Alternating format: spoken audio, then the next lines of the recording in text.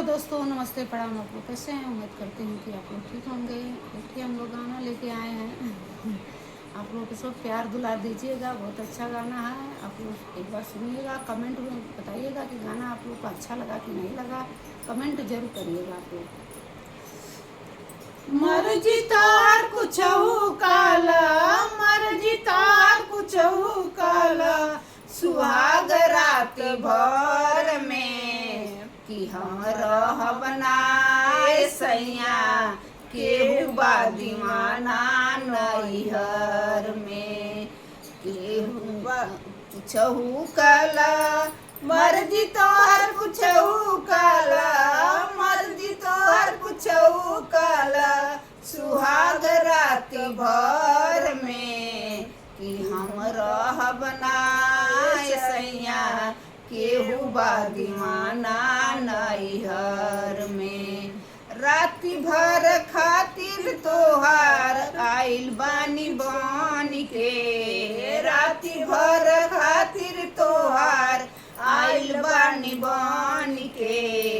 उनका से रिश्ता बाटे जन्मो जन्म के, उनका से रिश्ता बाटे जन्मो जन्म के।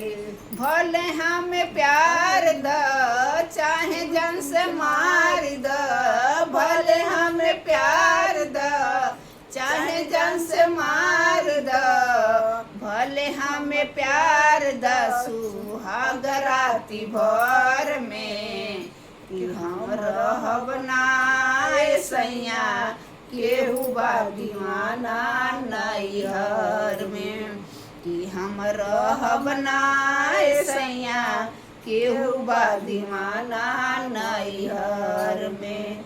तोहरा से पहिले बनल बानी केहू के हम जान हो, तोहरा से पहिले बानी, तोहरा से पहिले बानी केहू के हम जान हो।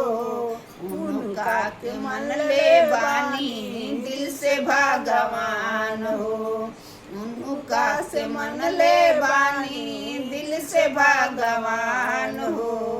बात मानी राजा जी, बात मानी राजा जी, जन दी साजा जी, बात मानी राजा जी, जन दी साजा जी, बात मानी राजा जी।